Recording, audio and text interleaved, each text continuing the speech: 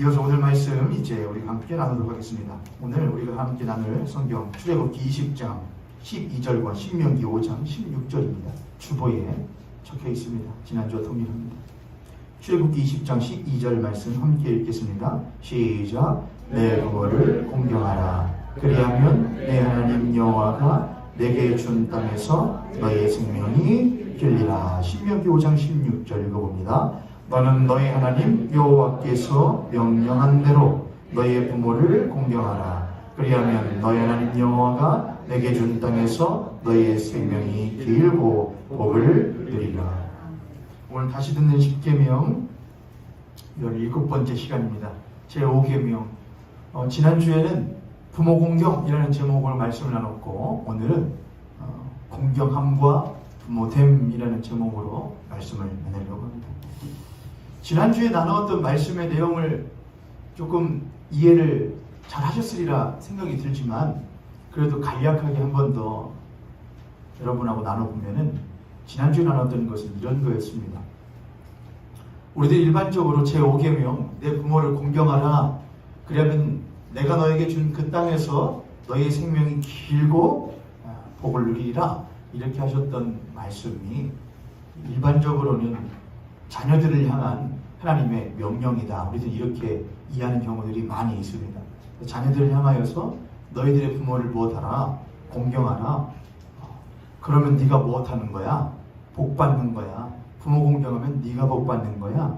라는 식으로 우리들이 이제 많이 이해를 했었는데, 우리가 그렇게 이해하는 것도 물론 많긴 하지만 성경이 과연 그 부분만 말하고 있다면 사실 부모 공경에 대한 이야기는, 공경이라는 단어 자체가 유교적인 단어이거든요. 유교적인 단어.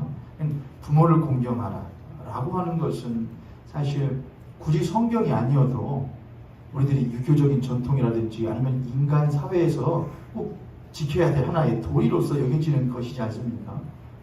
그러니까 교회에서 성경이 아니어도 야 너희 엄마 아빠한테 잘해, 할아버지 할머니한테 잘해, 그래야 네가 뭐 하는 거야? 복 받는 거야, 네가 잘 되는 거야 라고 말하는 것 우리들이 잘 볼 수 있죠. 그렇다면 성경이 과연 그 말과 똑같은 것을 하고 있을까? 하나님께서 이스라엘 백성들을 400년 동안의 종살이에서 건져내셔서 시내산 밑에서 굳이 하시는 말이 하나님이 아니셔도 누구든지 할 수 있는 말을 하시려고 꺼내신 것일까? 하나님 명령하시지 않아도 다 알고 있던 명령을 다시 반복하시려고 그 말씀을 400년 동안 종살이에 있었던 이스라엘 백성들에게 하시는 것일까? 라고 생각해 보면 그럴 것 같지 않다. 무엇인가 하나님께서 말씀하시는 부모를 공경하라는 명령은 다른 의미가 있지 않을까 우리는 한번 생각해 봐야 한다고 했습니다. 그래서 어디에다가 한번 집중을 해야 되느냐? 이스라엘 백성들이 400년 동안 종살이하던 삶에서 나온 상태라는 것을 우리들이 무엇해야 된다? 이해해야 된다 했습니다.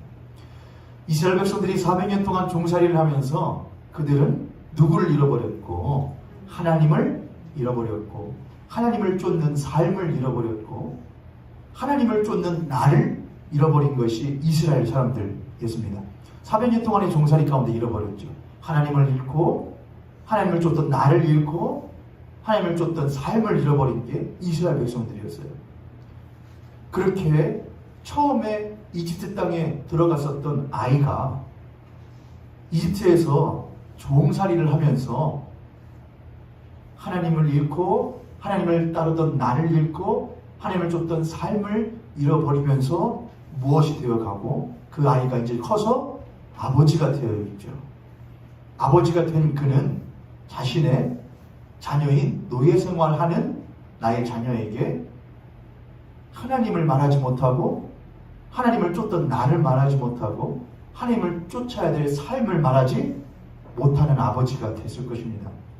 그리고 그는 또 나이가 들어서 뭐가 되고 할아버지가 되어서 자신의 손주에게 하나님을 말해주지 못하고 하나님을 쫓았던 할아버지를 말해주지 못하고 하나님을 쫓았던 할아버지의 삶을 말해줄 수 없었을 것입니다. 그런 삶이 400년 동안 지속되었던 것이고 그렇게 400년 동안 살았던 삶에서 그들은 드디어 나오게 된 것이죠. 나오긴 나왔지만 여전히 그들은 광야에서 불기둥과 구름기둥을 보면서 따라가고는 있지만 그들은 여전히 누구를 쫓는 사람들이었느냐면 하나님이 아닌 애굽을 쫓던 사람들이었습니다. 겉은 나와 있지만 속은 여전히 애굽 사람이었다는 것이죠. 그런 이스라엘 백성들에게 하나님께서 그런 할아버지, 그런 아버지, 그런 아들에게, 그런 할머니, 그런 어머니, 그런 딸에게 하나님께서는 지금 제5계명으로 네 부모를 공경하라 라고 말씀하시면 이스라엘 백성들을, 특히 할아버지는, 할머니는, 특히 어머니, 아버지는 너희 부모를 공경하라는 말을 어떻게 들었을까? 그래, 들었지? 하나님이 엄마 아빠 잘 섬기랜다. 너 그동안 엄마 아빠한테 잘못한 거 있지 않냐? 하나님이 잘하라고 하니까 이제 좀 잘해라 라고 할까? 할아버지 할머니가 야 이놈들아 너 누구한테 뭐라고 하냐? 너나 잘해라. 엄마 아빠 살아있을 때 잘해라 이 녀석들아 하면서 했을까? 그렇지 않았을 것이다 라고 했던 것이 지난주에 말씀의 주된 골자였죠. 오늘은 여러분하고 조금 더 이제 깊게 한번 들어가 보려고 합니다. 우리 옆에 손님, 앞에 손님 보시고 그렇게 한번 축복하고 고백하고 말씀 한번 나누도록 하겠습니다. 당신과 내가 공경받는 부모가 되기를 원합니다. 할렐루야. 할렐루야. 제 5계명은 자녀가 들어야 될 명령이기 이전에 누가 들어야 될 명령이냐? 부모에게 주시는 명령이죠. 어린 시절 인상 깊었던 하나의 책의 장면이 있는데 그게 뭐였냐면은 무슨 책인지 모릅니다만은 뭐였냐면은 자식이 잘못을 해서 부모님이 너 이 녀석 뭐 가지고 와라. 회초리 가지고 와라. 그래서 자식이 회초리를 똘똘똘 들고 왔는데 종아리 걷어라 하고서는 네가 뭘 잘못했는지 아버지가 알려주고서는 회초리를 막 탁탁 때리죠. 그런 다음에 뭘 하느냐?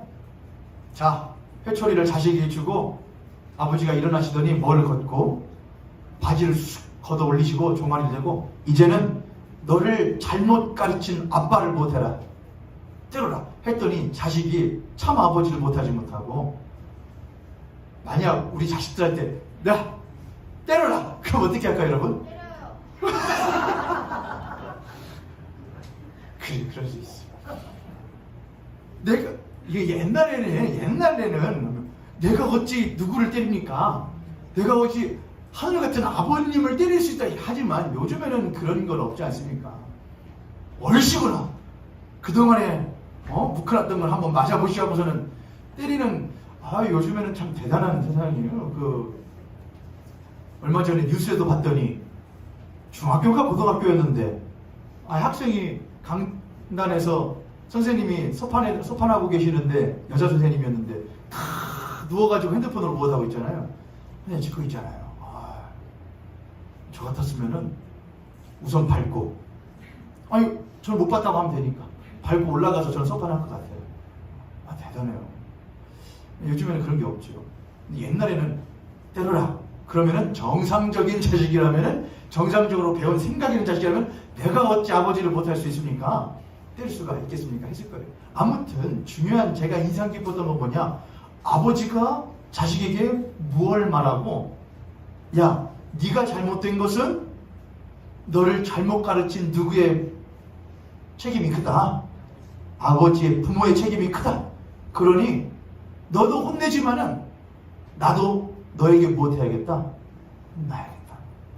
안수집사님께서 나오셔서 대표기도 하실 때 초반에 하셨던 말씀이 저 가만히 서서 이제 듣고 있었는데 부모가 자녀에게 혹여나 상처 준 것들이 있다면 그런 것들도 용서해 주시고 그 상처들도 만져주시라. 그것이 사실은 우리 부모들이 들어야 될 가장 중요한 말이 아닌가 생각합니다. 부모가 있고 부모에 또 따라오는 말이 있는데 그거는 부모다운 부모. 선생, 스승이 있지만 스승이 있다고 해서 그 스승이 다 존경받는 스승이 되는 것은 아니죠. 스승다운 스승이 되어야 이제 스승이라고 말합니다. 대통령이 자리에 있다고 해서 그 대통령이 지지를 받고 존경받는 것은 아닙니다. 물론 무슨 일을 한다고 해도 아무리 잘해도 다 못하는 것으로 색안경 끼는 보는 사람들을 제외한다면 적어도 중도에 있다고 하는 사람들이라고 한다면, 정상적인 일반적인 사람이라고 한다면은 적어도 대통령이면은 이런 일을 해야지, 저렇게는 하지 말아야지라고 하는 기준을 두고 대통령다운 대통령 되기를 원할 것입니다.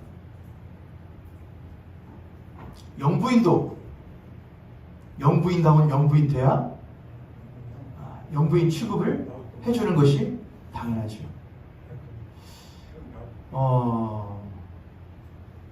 여기서 말씀에는 굳이 끼어들진 않지만 사족을 좀 붙이면, 얼마 전에 정의구현 사재단에서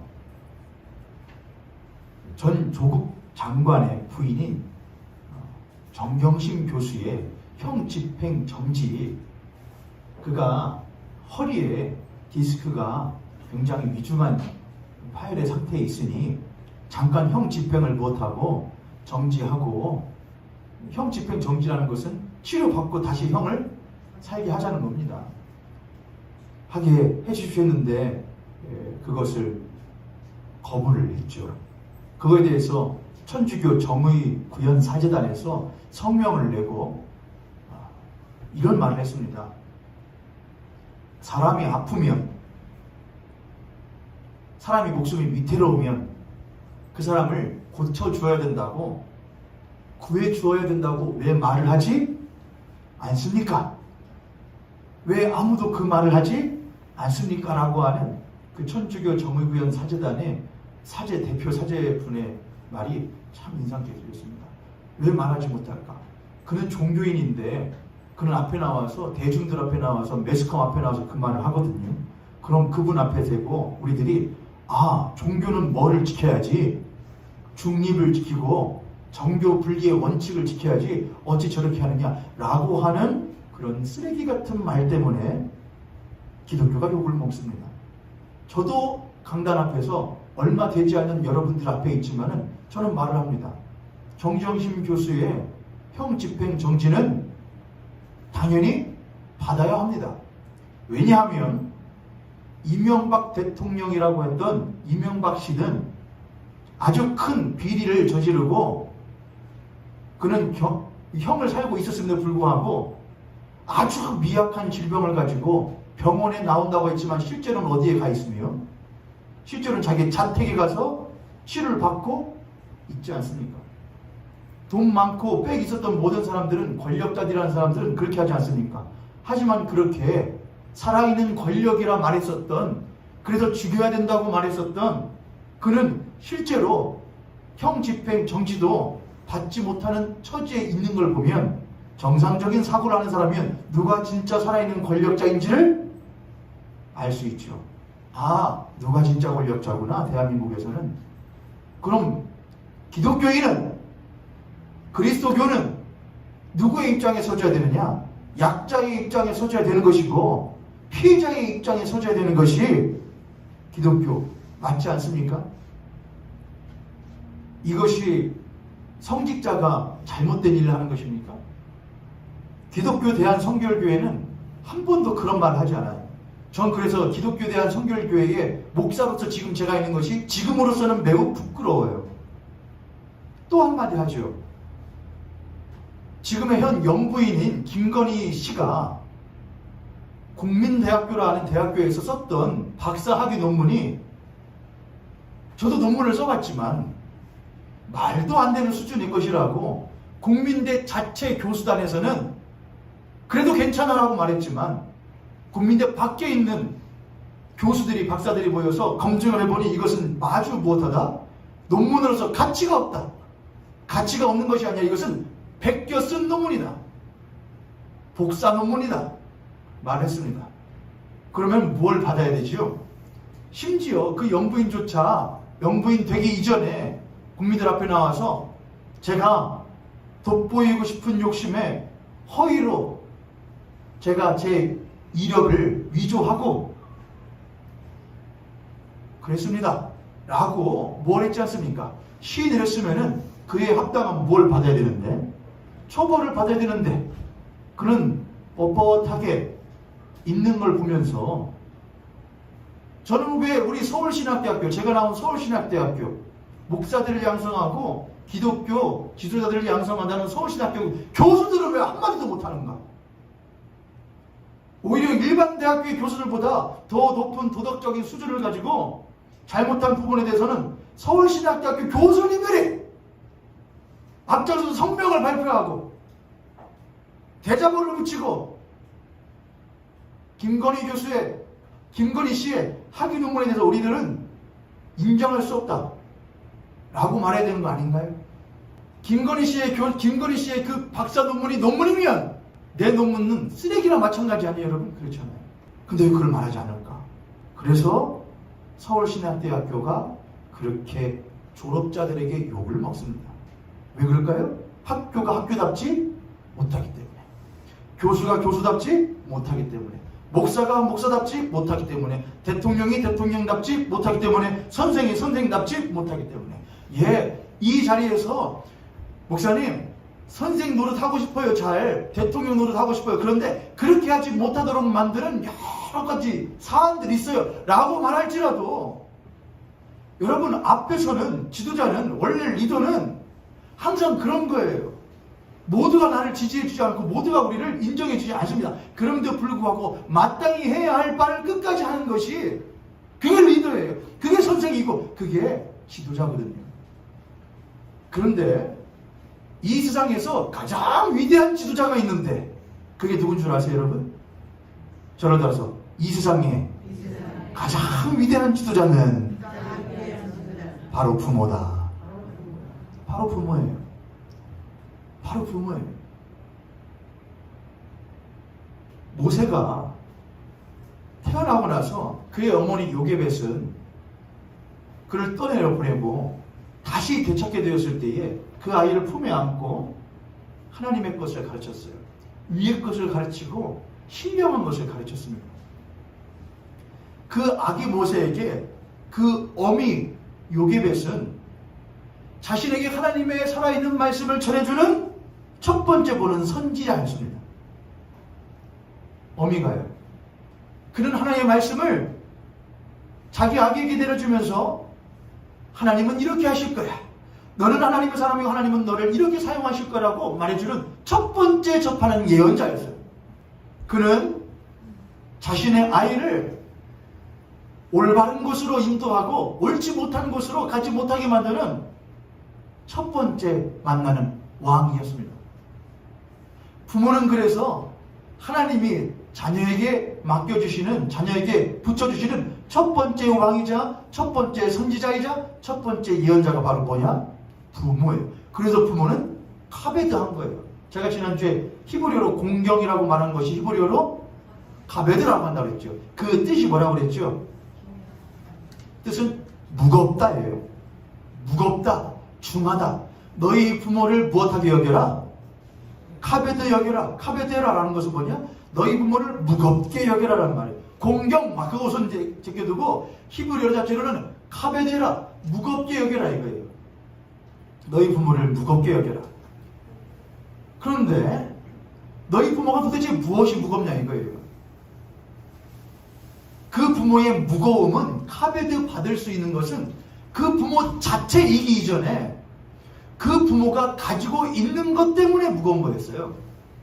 다시 이스라엘 백성들이 출애굽하여 시내산 밑에 딱 섰을 때에 하나님이 그의 부모들에게 너의 부모를 무엇해라? 공경해라. 여러분, 그때 당시에는 지금은 비교할 수 없는 가부장적 사회였어요. 가부장적 사회.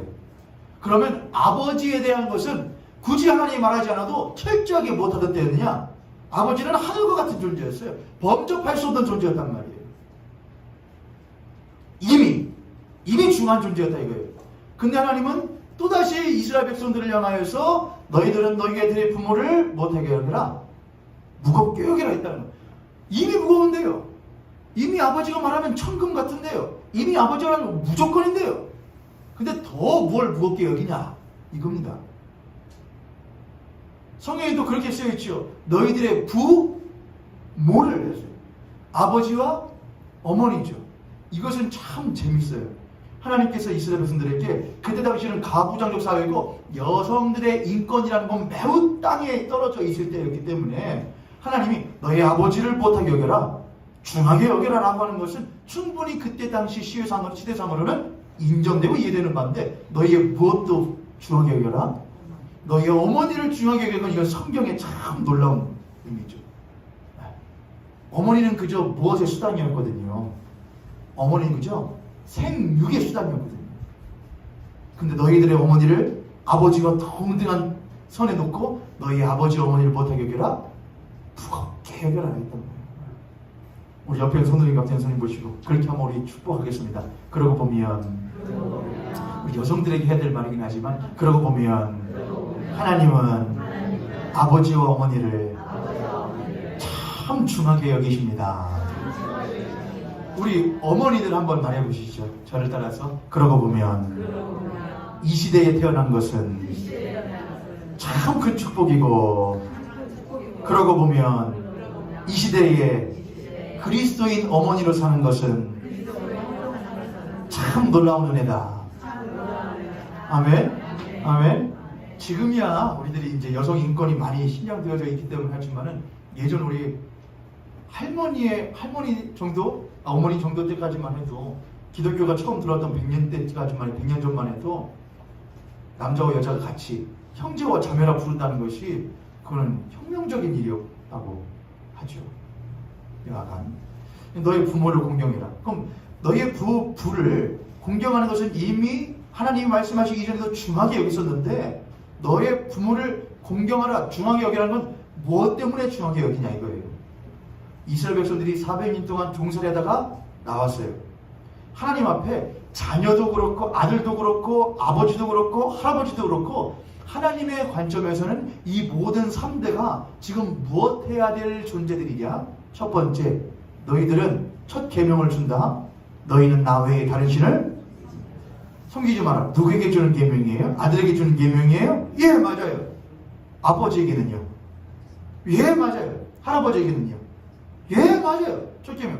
너희들은 나 외에 다른 신을 섬기지 말아라. 모두들. 너희들은 나 외에 우상을 만들고 그 앞에 우상 앞에 절하지 말아라. 너희들은 내 이름을 경홀히 여기지 말아라. 너희들은 안식일을 기억하여 거룩히. 이 모든 4가지의 계명은 할아버지, 아버지, 아들, 모든 할머니, 어머니, 딸 모든 이들에게 다 주어지던 명령. 이 명령이 왜 있는 거예요? 이 4가지의 계명이요? 못했으니까요. 안 했으니까요. 누가요? 아들이요? 아니요. 아버지도요. 아니요. 할아버지도요. 딸이요? 아니요. 어머니도요. 아니요. 할머니도요. 모두가 하나님을 하나님으로 섬기지 않고 하나님 아닌 다른 것들 앞에 절하며 살고 섬기며 살고, 그것을 최우선으로 살고, 하나님의 이름을 땅에 떨어뜨려 놓고 살고, 안식을 따위는 무시하며 살았었던 할아버지, 할머니, 아버지, 어머니, 아들, 딸 모두가 들어라. 이 4가지의 계명을 안 했다는 거예요. 못했다는 거예요. 텅 비어졌다는 거예요. 거기다 하나님이 다시 뭐 하시는 것이냐? 집어넣으시는 거예요. 옛 것을 지워버리고, 헛된 것을 지워버리고, 할아버지, 할머니 마음속에, 머릿속에, 아버지, 어머니 머릿속에, 마음속에 있었던 헛된 것들을, 종살했던 것들을 지워내시고 새로운 계명을 집어넣으시는 거예요. 나 외에 다른 신을 섬기지 말아라. 우상 앞에 헛된 것을 절하며 살지 말아라. 내 이름을 귀히 여겨라. 안식일을 기억하며 나와 함께 동행하며 살아라. 할아버지요, 할머니요, 아버지요, 어머니요. 그리고 나서 5계명으로 가는 겁니다.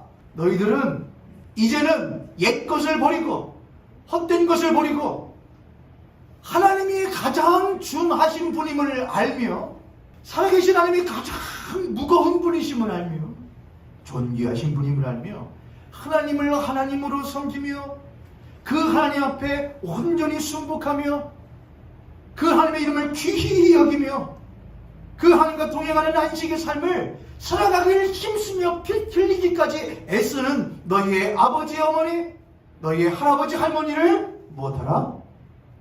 무겁게 여겨라. 그런 너희의 부모를 무겁게 여겨라. 이해되셨죠, 여러분? 여러분께 여쭙습니다. 저도 햇 부모긴 하지만 여러분 무거운 부모 되십니까? 스승이 스승답지 못하면 가벼이 여겨지게 되고, 대통령이 대통령답지 못하면 가벼이 여김을 받게 돼요. 여러분은 여러분의 자녀들에게 그래도 우리 아버지 무시 못해, 우리 아버지 사회에서 그래도 꽤나 성공한 사람이야 라는 것으로 무거움 받기 원하십니까? 우리 아버지 어머니 그래도 무시 못해, 열심히 산분이야, 그것만으로 무거움 받기 원하십니까? 하나님 앞에 그것은 무겁지가 않습니다. 그리스도인 부모와 할아버지 할머니라고 한다면 가장 무거운 것은 주 예수보다 더 귀한 것은 없네라고 말할 줄 아는 사람입니다. 얘들아, 모여봐. 내가 재산이 얼마나 있는지 알지? 내가 너한테 물려줄 게 얼마인지 알지? 네가 나를 무시할 수 없을 만큼의 사회적인 공헌을 내가 하는 것을 알지? 라고 말하시고 싶으시다면 먼저 첫 계명을 기억하십시오. 너는 나 외에 다른 신을 섬기지 말아라. 네가 신 노릇하려고 하지 말아라. 너에게 너된 것은 오로지 나의 은혜로 인한 것이다. 그렇게 자랑하며 그것으로 나를 무겁게 여기시려고 하거든. 하나님, 내가 왜 이것으로 나를 스스로 자녀들 앞에 무겁게 만들려고 여기게 하려고 하는 것일까요? 주님 앞에 이것은 너무나도 못한 것인데, 헛된 것인데, 이건 내려놓고 내 속에 있는 제일 무거운 거 보여줄게. 야, 내가 사회에서 이런 일들이 있고 재산이 얼마를 모았고 내가 이만큼을 끌어놓았고 그런 것도 다 너희들에게 자랑할 만한 것이지만은 내가 너에게 가장 자랑할 것이 있다. 그것이 뭔지 아냐? 주 예수보다 더 내게 귀한 것은 없다. 그래, 나 부족한 것 많은 아빠다. 부족한 것 많은 부모다. 미안하다. 용서해줘라. 내가 너를 노엽게 했던 것들을 용서해줘라. 잘못했다. 근데 하나만은 내가 너희들에게 꼭 말해주고 싶다.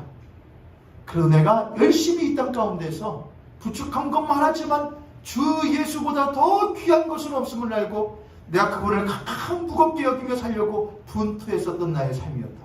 그것을 기억해 주기를 바란다.